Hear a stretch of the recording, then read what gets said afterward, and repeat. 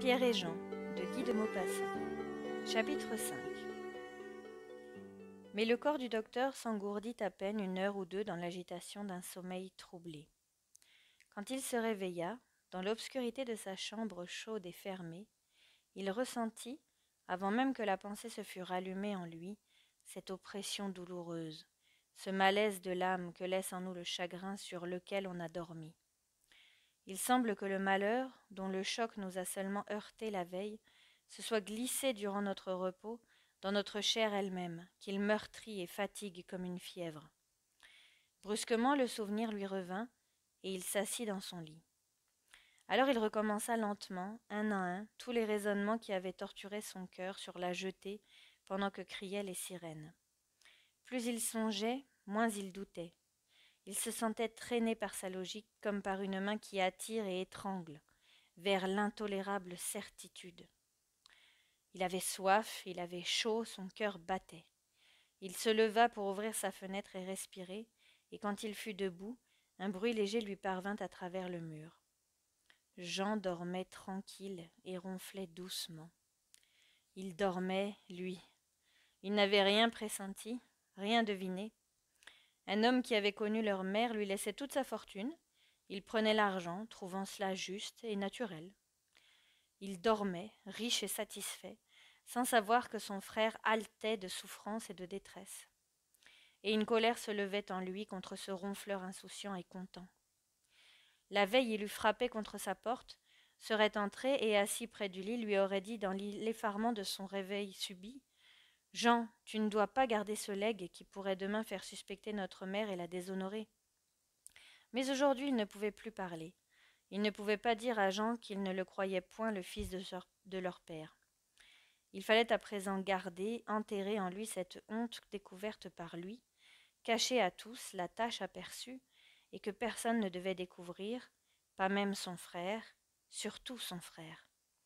Il ne songeait plus guère maintenant au vain respect de l'opinion publique. Il aurait voulu que tout le monde accusât sa mère pourvu qu'il la sût innocente, lui seul. Comment pourrait-il supporter de vivre près d'elle tous les jours et de croire en la regardant qu'elle avait enfanté son frère de la caresse d'un étranger? Comme elle était calme et sereine pourtant, comme elle paraissait sûre d'elle. Était-il possible qu'une femme comme elle, d'une âme pure et d'un cœur droit, pût tomber, entraînée par la passion, sans que plus tard rien apparût de ses remords, des souvenirs de sa conscience troublée? Ah, les remords! Les remords, ils avaient dû, jadis, dans les premiers temps, la torturer. Puis ils s'étaient effacés, comme tout s'efface. Certes, elle avait pleuré sa faute, et peu à peu l'avait presque oubliée.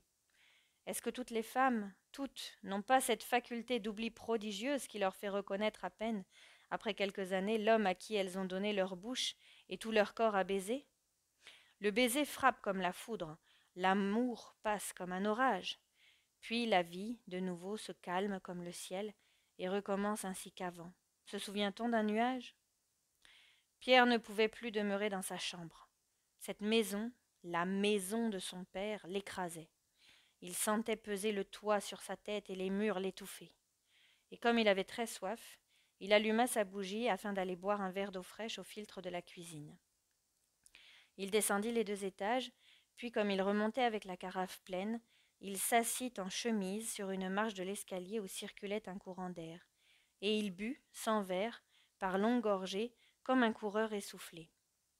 Quand il eut cessé de remuer, le silence de cette demeure l'émut. Puis, un à un, il en distingua les moindres bruits. Ce fut d'abord l'horloge de la salle à manger, dont le battement lui paraissait grandir de seconde en seconde. Puis il entendit de nouveau un ronflement de vieux, court, pénible et dur, celui de son père sans aucun doute. Et il fut crispé par cette idée, comme si elle venait seulement de jaillir en lui, que ces 2 hommes qui ronflaient dans ce même logis, le père et le fils, n'étaient rien l'un à l'autre. Aucun lien, même le plus léger, ne les unissait, et ils ne le savaient pas. Ils se parlaient avec tendresse, ils s'embrassaient, se réjouissaient et s'attendrissaient ensemble des mêmes choses, comme si le même sang eût coulé dans leurs veines.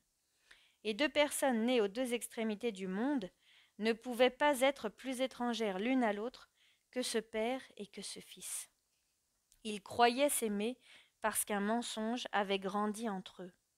C'était un mensonge qui faisait cet amour paternel et cet amour filial.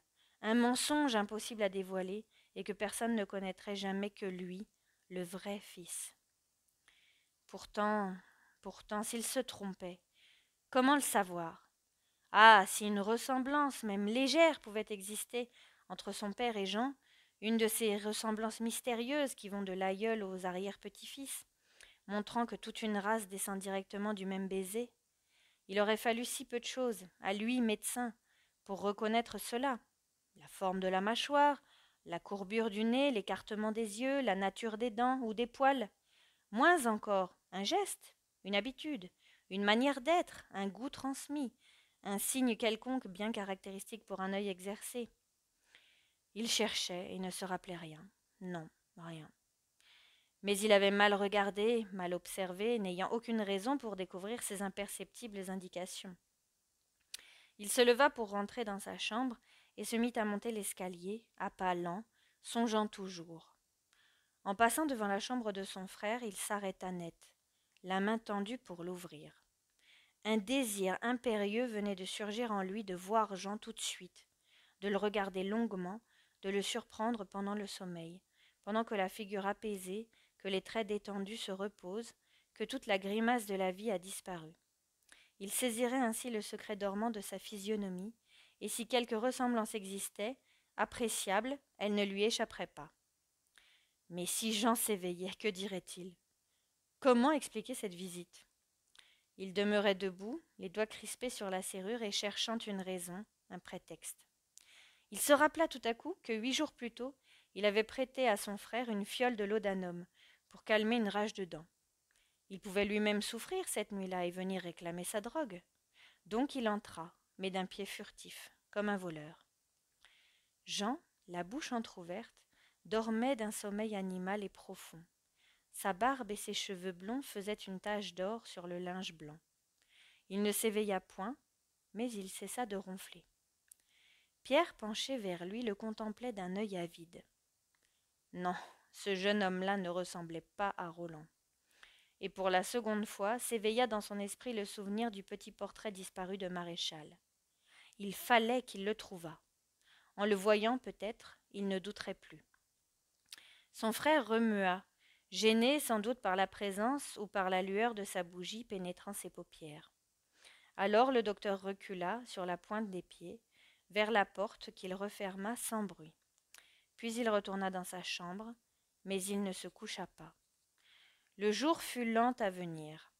Les heures sonnaient, l'une après l'autre, à la pendule de la salle à manger, dont le timbre avait un son profond et grave, comme si ce petit instrument d'horlogerie eût avalé une cloche de cathédrale. Elle montait dans l'escalier vide, traversait les murs et les portes, allait mourir au fond des chambres dans l'oreille inerte des dormeurs. Pierre s'était mis à marcher de long en large, de son lit à sa fenêtre. Qu'allait-il faire? Il se sentait trop bouleversé pour passer ce jour-là dans sa famille. Il voulait encore rester seul, au moins jusqu'au lendemain, pour réfléchir, se calmer, se fortifier pour la vie de chaque jour qu'il lui faudrait reprendre. Eh bien, il irait à Trouville, voir grouiller la foule sur la plage. Cela le distrairait, changerait l'air de sa pensée, lui donnerait le temps de se préparer à l'horrible chose qu'il avait découverte. Dès que l'aurore parut, il fit sa toilette et s'habilla. Le brouillard s'était dissipé, il faisait beau, très beau. Comme le bateau de Trouville ne quittait le port qu'à 9 heures, le docteur songea qu'il lui faudrait embrasser sa mère avant de partir. Il attendit le moment où elle se levait tous les jours, puis il descendit. Son cœur battait si fort en touchant sa porte qu'il s'arrêta pour respirer. Sa main posée sur la serrure était molle et vibrante, presque incapable du léger effort de tourner le bouton pour entrer.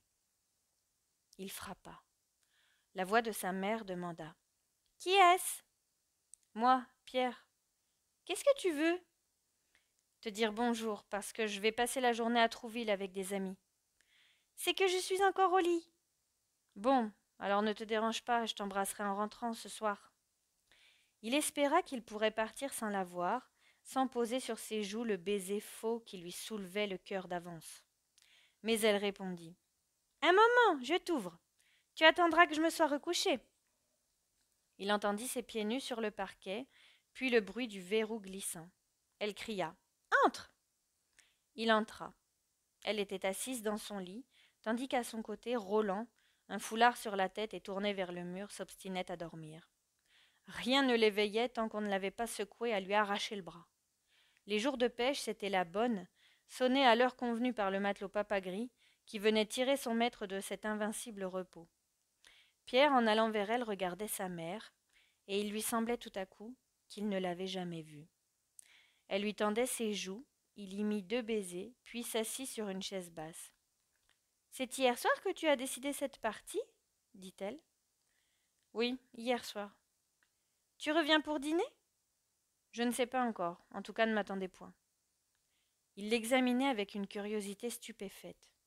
C'était sa mère, cette femme. Toute cette figure vue dès l'enfance, dès que son œil avait pu distinguer, ce sourire, cette voix si connue, si familière, lui paraissait brusquement nouveau, et autre de ce qu'ils avaient été jusque-là pour lui. Il comprenait à présent que, l'aimant, il ne l'avait jamais regardée. C'était bien elle pourtant, et il n'ignorait rien des plus petits détails de son visage. Mais ces petits détails, il les apercevait nettement pour la première fois. Son attention anxieuse, fouillant cette tête chérie, la lui révélait différente, avec une physionomie qu'il n'avait jamais découverte. Il se leva pour partir, puis, cédant soudain à l'invincible envie de savoir qui lui mordait le cœur depuis la veille, « Dis donc, j'ai cru me rappeler qu'il y avait autrefois à Paris un petit portrait de maréchal dans notre salon. » Elle hésita une seconde ou deux, ou du moins il se figura qu'elle hésitait, puis elle dit « Mais oui. Et qu'est-ce qu'il est devenu, ce portrait ?» Elle aurait pu encore répondre plus vite. « Ce portrait... Attends, je ne sais trop. Peut-être que je l'ai dans mon secrétaire ? Tu serais bien aimable de le retrouver. »« Oui, je chercherai. Pourquoi le veux-tu ? » ?»« Oh, ce n'est pas pour moi. J'ai songé qu'il serait tout naturel de le donner à Jean, et que cela ferait plaisir à mon frère. »« Oui, tu as raison, c'est une bonne pensée. Je vais le chercher dès que je serai levé. » Et il sortit. C'était un jour bleu, sans un souffle d'air. Les gens dans la rue semblaient gais, les commerçants allant à leurs affaires, les employés allant à leurs bureaux, et les jeunes filles allant à leurs magasins. Quelques-uns chantonnaient, mis en joie par la clarté. Sur le bateau de Trouville, les passagers montaient déjà. Pierre s'assit tout à l'arrière sur un banc de bois. Il se demandait : a-t-elle été inquiétée par ma question sur le portrait, ou seulement surprise ? L'a-t-elle égaré ou caché ? Sait-elle où il est, ou bien ne sait-elle pas ? Si elle l'a caché, pourquoi ? Et son esprit, suivant toujours la même marche, de déduction en déduction, conclut ceci. Le portrait, portrait d'ami, portrait d'amant, était resté dans le salon bien en vue, jusqu'au jour où la femme ou la mère s'était aperçue, la première avant tout le monde, que ce portrait ressemblait à son fils. Sans doute depuis longtemps elle épiait cette ressemblance. Puis, l'ayant découverte, l'ayant vue naître et comprenant que chacun pourrait, un jour ou l'autre, l'apercevoir aussi, elle avait enlevé un soir la petite peinture redoutable et l'avait cachée, n'osant pas la détruire. Et Pierre se rappelait fort maintenant que cette miniature avait disparu longtemps, longtemps avant leur départ de Paris. Elle avait disparu, croyait-il, quand la barbe de Jean, se mettant à pousser, l'avait rendu tout à coup pareil au jeune homme blond qui souriait dans le cadre. Le mouvement du bateau qui partait troubla sa pensée et la dispersa. Alors, s'étant levé, il regarda la mer. Le petit paquebot sortit des jetées, tourna à gauche et, soufflant, haletant, frémissant, s'en alla vers la côte lointaine qu'on apercevait dans la brume matinale. De place en place, la voile rouge d'un lourd bateau de pêche immobile sur la mer plate avait l'air d'un gros rocher sortant de l'eau. Et la Seine descendant de Rouen semblait un large bras de mer séparant 2 terres voisines. En moins d'1 heure, on parvint au port de Trouville, et comme c'était le moment du bain, Pierre se rendit sur la plage. De loin, elle avait l'air d'un long jardin plein de fleurs éclatantes. Sur la grande dune de sable jaune, depuis la jetée jusqu'aux roches noires, les ombrelles de toutes les couleurs, les chapeaux de toutes les formes, les toilettes de toutes les nuances, par groupes devant les cabines, par lignes le long du flot, ou dispersées çà et là ressemblaient vraiment à des bouquets énormes dans une prairie démesurée. Et le bruit confus, proche et lointain, des voix égrenées dans l'air léger, les appels, les cris d'enfants qu'on baigne, les rires clairs des femmes, faisaient une rumeur continue et douce, mêlée à la brise insensible et qu'on aspirait avec elle. Pierre marchait au milieu de ces gens, plus perdu, plus séparé d'eux, plus isolé, plus noyé dans sa pensée torturante que si on l'avait jeté à la mer du pont d'un navire à 100 lieues au large. Il les frôlait, entendait, sans écouter, quelques phrases. Et il voyait, sans regarder, les hommes parler aux femmes, et les femmes sourire aux hommes. Mais tout à coup, comme s'il s'éveillait, il les aperçut distinctement, et une haine surgit en lui contre eux, car il semblait heureux et content. Il allait maintenant, frôlant les groupes, tournant autour, saisi par des pensées nouvelles. Toutes ces toilettes multicolores qui couvraient le sable comme un bouquet, ces étoffes jolies, ces ombrelles voyantes, la grâce factice des tailles emprisonnées, toutes ces inventions ingénieuses de la mode depuis la chaussure mignonne jusqu'au chapeau extravagant, la séduction du geste, de la voix et du sourire, la coquetterie enfin étalée sur cette plage, lui apparaissaient soudain comme une immense floraison de la perversité féminine. Toutes ces femmes, parées, voulaient plaire, séduire et tenter quelqu'un. Elles s'étaient faites belles pour les hommes, pour tous les hommes, excepté pour l'époux qu'elles n'avaient plus besoin de conquérir. Elles s'étaient faites belles pour l'amant d'aujourd'hui et l'amant de demain, pour l'inconnu rencontré, remarqué, attendu peut-être. Et ces hommes assis près d'elles, les yeux dans les yeux, parlant la bouche près de la bouche, les appelaient et les désiraient, les chassaient comme un gibier souple et fuyant, bien qu'il semblât si proche et si facile. Cette vaste plage n'était donc qu'une halle d'amour où les unes se vendaient, les autres se donnaient, celles-ci marchandaient leurs caresses et celles-là se promettaient seulement. Toutes ces femmes ne pensaient qu'à la même chose, offrir et faire désirer leur chair déjà donnée, déjà vendue, déjà promise à d'autres hommes. Et il songea que sur la terre entière, c'était toujours la même chose. Sa mère avait fait comme les autres, voilà tout. Comme les autres? Non. Il existait des exceptions, et beaucoup, beaucoup. Celles qu'il voyait autour de lui, des riches, des folles, des chercheuses d'amour, appartenaient en somme à la galanterie élégante et mondaine, ou même à la galanterie tarifée, car on ne rencontrait pas sur les plages piétinées par la légion des désœuvrés le peuple des honnêtes femmes enfermées dans la maison close.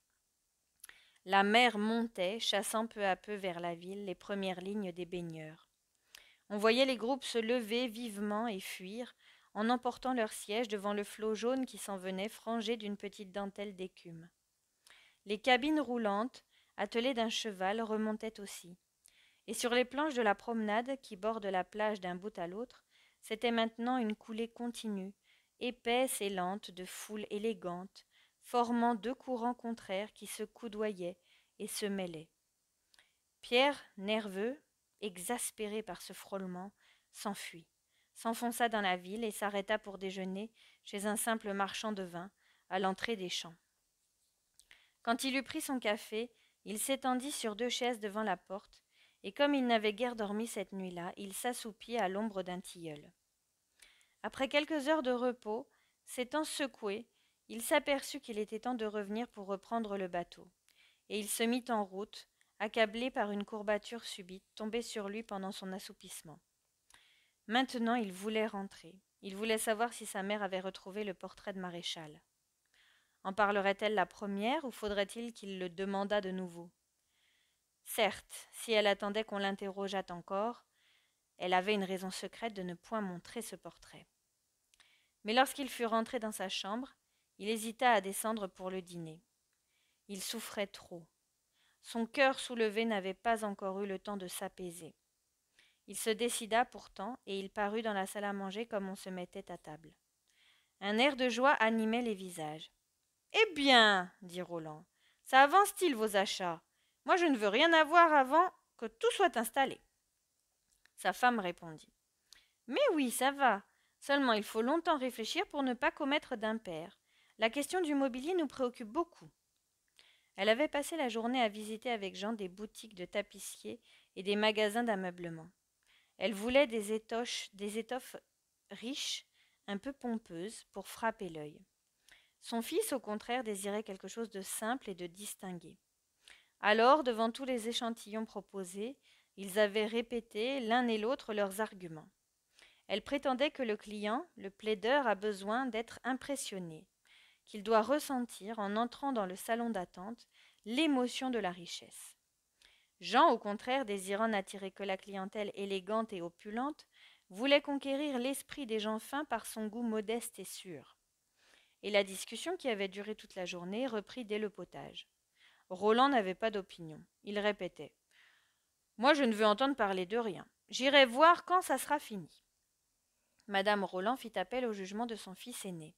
« Voyons, toi, Pierre, qu'en penses-tu » Il avait les nerfs tellement surexcités qu'il eut envie de répondre par un juron. Il dit cependant sur un ton sec, où vibrait son irritation: « Oh, moi je suis tout à fait de l'avis de Jean. Je n'aime que la simplicité, qui est, quand il s'agit de goût, comparable à la droiture quand il s'agit de caractère. » Sa mère reprit: « Songe que nous habitons une ville de commerçants, où le bon goût ne court pas les rues. » Pierre répondit: « Et qu'importe. Est-ce une raison pour imiter les sots? Si mes compatriotes sont bêtes ou malhonnêtes, ai-je besoin de suivre leur exemple? Une femme ne commettra pas une faute pour une raison que ses voisines ont des amants. » Jean se mit à rire. « Ah, tu as des arguments par comparaison qui semblent pris dans les maximes d'un moraliste. » Pierre ne répliqua point. Sa mère et son frère recommencèrent à parler d'étoffes et de fauteuils. Il le regardait comme il avait regardé sa mère le matin avant de partir pour Trouville. Il les regardait en étranger qui observe, et il se croyait en effet entrer tout à coup dans une famille inconnue. Son père surtout étonnait son œil et sa pensée. Ce gros homme flasque, content et niais, c'était son père, à lui. Non, non, Jean ne lui ressemblait en rien. Sa famille, depuis 2 jours une main inconnue et malfaisante, la main d'un mort, avait arraché et cassé un à un tous les liens qui tenaient l'un à l'autre ces 4 êtres. C'était fini, c'était brisé, plus de mère car il ne pourrait plus la chérir, ne la pouvant vénérer avec ce respect absolu, tendre et pieux, dont a besoin le cœur des fils. Plus de frère, puisque ce frère était l'enfant d'un étranger. Il ne lui restait qu'un père, ce gros homme, qu'il n'aimait pas, malgré lui. Et tout à coup: « Dis donc, maman, as-tu retrouvé ce portrait ?» Elle ouvrit des yeux surpris. « Quel portrait ?»« Le portrait de Maréchal. »« Non, c'est-à-dire oui, je ne l'ai pas retrouvé, mais je crois savoir où il est. »« Quoi donc ?» demanda Roland. Pierre lui dit: « Un petit portrait de Maréchal qui était autrefois dans notre salon à Paris. J'ai pensé que Jean serait content de le posséder. » Roland s'écria: « Mais oui, je m'en souviens parfaitement. Je l'ai même vu encore à la fin de l'autre semaine. Ta mère l'avait tiré de son secrétaire en rangeant les papiers. C'était jeudi ou vendredi, tu te rappelles bien, Louise. J'étais en train de me raser quand tu l'as pris dans un tiroir et posé sur une chaise à côté de toi, avec un tas de lettres dont tu as brûlé la moitié. Hein, est-ce drôle que tu aies touché à ce portrait 2 ou 3 jours à peine avant l'héritage de Jean? Si je croyais au pressentiment, je dirais que c'en est un. » Madame Roland répondit avec tranquillité: « Oui, je sais où il est. J'irai le chercher tout à l'heure. » Donc, elle avait menti. Elle avait menti en répondant, ce matin même, à son fils qui lui demandait ce qu'était devenue cette miniature. « Je ne sais pas trop, peut-être que je l'ai dans mon secrétaire. » Elle l'avait vue, touchée, maniée, contemplée quelques jours auparavant. Puis, elle l'avait recachée dans le tiroir secret avec des lettres. Ses lettres à lui. Pierre regardait sa mère, qui avait menti. Il la regardait avec une colère exaspérée de fils trompé, volé dans son affection sacrée, et avec une jalousie d'homme longtemps aveugle qui découvre enfin une trahison honteuse. S'il avait été le mari de cette femme, lui, son enfant, il l'aurait saisi par les poignets, par les épaules ou par les cheveux, et jeté à terre, frappé, meurtri, écrasé. Et il ne pouvait rien dire, rien faire, rien montrer, rien révéler. Il était son fils, il n'avait rien à venger, lui. On ne l'avait pas trompé. Mais oui, elle l'avait trompé dans sa tendresse, trompé dans son pieux respect. Elle se devait à lui, irréprochable, comme se doivent toutes les mères à leurs enfants. Si la fureur dont il était soulevé arrivait presque à de la haine, c'est qu'il la sentait plus criminelle envers lui qu'envers son père lui-même. L'amour de l'homme et de la femme est un pacte volontaire, où celui qui faiblit n'est coupable que de perfidie. Mais quand la femme est devenue mère, son devoir a grandi puisque la nature lui confie une race. Si elle succombe alors, elle est lâche, indigne et infâme. C'est égal, dit tout à coup Roland en s'allongeant les jambes sous la table, comme il faisait chaque soir pour siroter son verre de cassis. Ça n'est pas mauvais de vivre à rien faire quand on a une petite aisance. J'espère que Jean nous offrira des dîners extra maintenant. Ma foi, tant pis si j'attrape quelquefois mal à l'estomac. Puis se tournant vers sa femme. Va donc chercher ce portrait, ma chatte, puisque tu as fini de manger. Ça me fera plaisir aussi de le revoir. Elle se leva, prit une bougie et sortit. Puis, après une absence qui parut longue à Pierre, bien qu'elle n'eût pas duré 3 minutes, madame Roland rentra, souriante, et tenant par l'anneau un cadre doré de forme ancienne. Voilà, dit-elle, je l'ai retrouvé presque tout de suite. Le docteur le premier avait tendu la main. Il reçut le portrait et d'un peu loin à bout de bras l'examina. Puis, sentant bien que sa mère le regardait, il leva lentement les yeux vers son frère pour comparer. Il faillit dire, emporté par sa violence, « Tiens, cela ressemble à Jean. » S'il n'osa pas prononcer ces redoutables paroles, il manifesta sa pensée par la façon dont il comparait la figure vivante et la figure peinte. Elles avaient certes des signes communs, la même barbe et le même front, mais rien d'assez précis pour permettre de déclarer « Voilà le père et voilà le fils ». C'était plutôt un air de famille, une parenté de physionomie, qu'anime le même sang. Or, ce qui fut pour Pierre plus décisif encore que ses allures de visage, c'est que sa mère s'était levée, avait tourné le dos et feignait d'enfermer, avec trop de lenteur, le sucre et le cassis dans un placard. Elle avait compris qu'il savait, ou du moins qu'il soupçonnait. « Passe-moi donc ça, disait Roland. Pierre tendit la miniature à son père, et qui attira la bougie pour bien voir. Puis il murmura d'une voix attendrie. Pauvre garçon, dire qu'il était comme ça quand nous l'avons connu. Cristi, comme ça va vite. Il était joli homme tout de même à cette époque, et si plaisant de manière, n'est-ce pas, Louise? Comme sa femme ne répondait pas, il reprit. Et quel caractère égal! Je ne lui ai jamais vu de mauvaise humeur.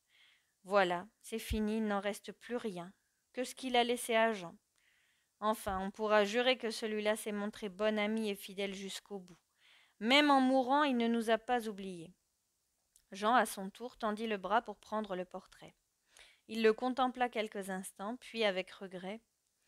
Moi, je ne le reconnais pas du tout. Je ne me le rappelle qu'avec ses cheveux blancs. Et il rendit la miniature à sa mère. Elle y jeta un regard rapide, vite détourné, qui semblait craintif.